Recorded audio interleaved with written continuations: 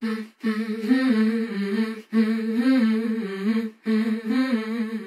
enjoy the show, guys, and I enjoy the extra content. Thank you, because we're... I was going to say we're behind on the extra content. We do the Mondays content on the Monday, and I do the Wednesdays content on the Wednesday. It's one of those things. We're carrying on like we were doing the original episodes, and then one day we'll get on top of it, Dan. One day we will. When you go on holiday, hopefully. I have a quandary for you, as the weather is getting better, and I drunkenly invited my team from work to a barbecue in this next month. They all seem really excited. Problem is, I live in a studio flat and have told tall tales about my living situation, saying I own a 4-bedroom in a better side of town. I've now gone as far as to ask my friend to use his family home, but I feel like my small lie is getting out of control.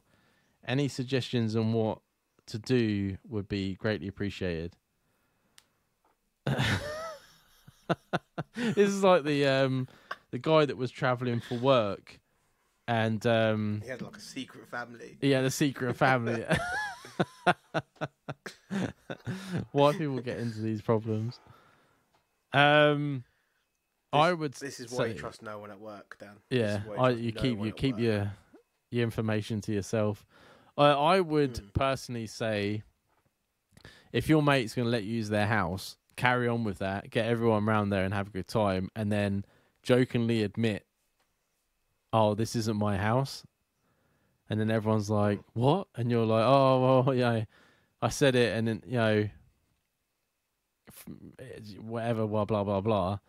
And my mate said I could use his house, so I thought I'd go with it, and then just make like a laugh out of it, and everyone will just be like, "Oh, you're a dickhead," and have a laugh. But everyone's having a good time, so they won't care. Yeah, best. You know what I mean?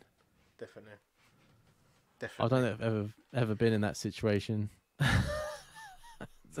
I've told some fucking good lies in my time, but I've never told someone I'm gonna give them a barbecue and I'm living in the studio flat. Yeah. No, I mean,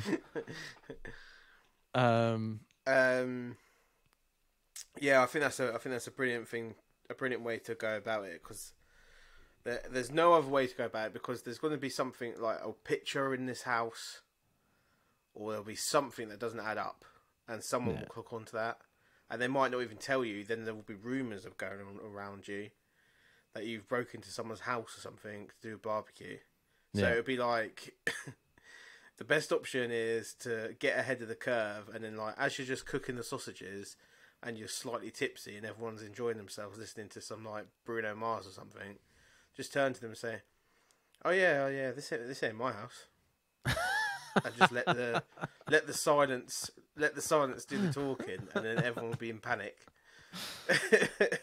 I think if you'd like, they'll think they've been brought round there to be slaughtered.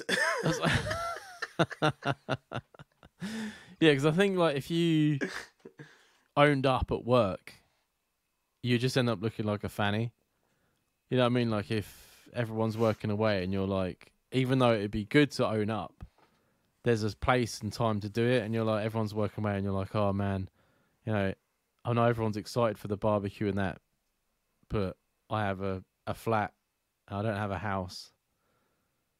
And then it just puts a massive downer on the whole thing. People think they're not going to get a barbecue. They're not going to enjoy the sun. So you got to do like half and half. It'd be like almost a rejection for them. Yeah, exactly. Like, not only have you lied, but now they're not going to get their food and their alcohol and their sun. So you just look like a massive arsehole. So you got to do half and half. That's how. Because if I went to Jamie's and I'm like enjoying myself and he's like, "Dan, this ain't my house," I'll be like, "What?"